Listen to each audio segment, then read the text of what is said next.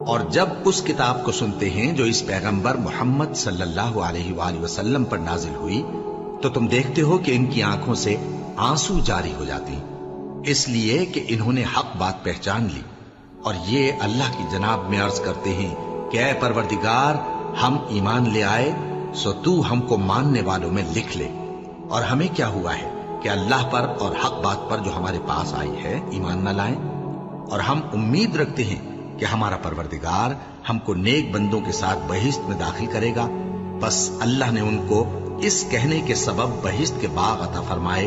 جن کے نیچے نہریں بہ رہی ہیں، یہ ہمیشہ ان میں رہیں گے، اور نیکوکاروں کا یہی صلہ ہے۔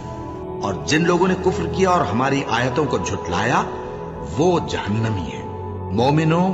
جو پاکیزہ چیزیں اللہ نے تمہارے لیے حلال کی ہیں ان کو حرام نہ کرو، اور حد سے نہ بڑھو کہ اللہ حد سے بڑھنے والوں کو دوست نہیں رکھتا، اور جو حلال و طیب روزی اللہ نے تم کو دی ہے اسے کھاؤ، اور اللہ سے جس پر ایمان رکھتے ہو ڈرتے رہو۔ اللہ تمہاری بے ارادہ قسموں پر تم سے مواخذہ نہیں کرے گا، لیکن پختہ قسموں پر جن کے خلاف کرو گے مواخذہ کرے گا،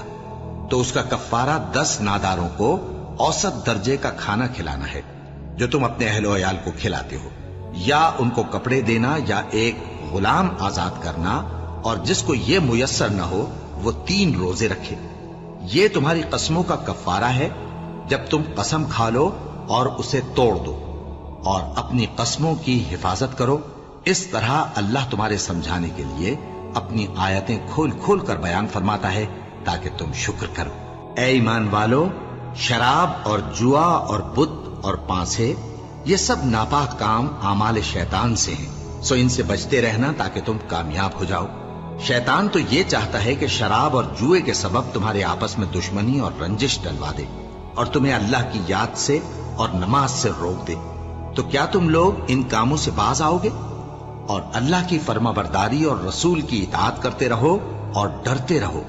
اب اگر منہ پھیرو گے تو جان رکھو کہ ہمارے پیغمبر کے ذمے تو صرف پیغام کا کھول کر پہنچا دینا ہے۔ جو لوگ ایمان لائے اور نیک عمل کرتے رہے ان پر ان چیزوں کا کچھ گناہ نہیں جو وہ کھا چکے، جبکہ انہوں نے پرہیز کیا اور ایمان لائے اور نیک کام کیا، پھر پرہیز کیا اور ایمان لائے، پھر پرہیز کیا اور نیکوکاری کی، اور اللہ نیکوکاروں کو دوست رکھتا ہے۔ مومنوں،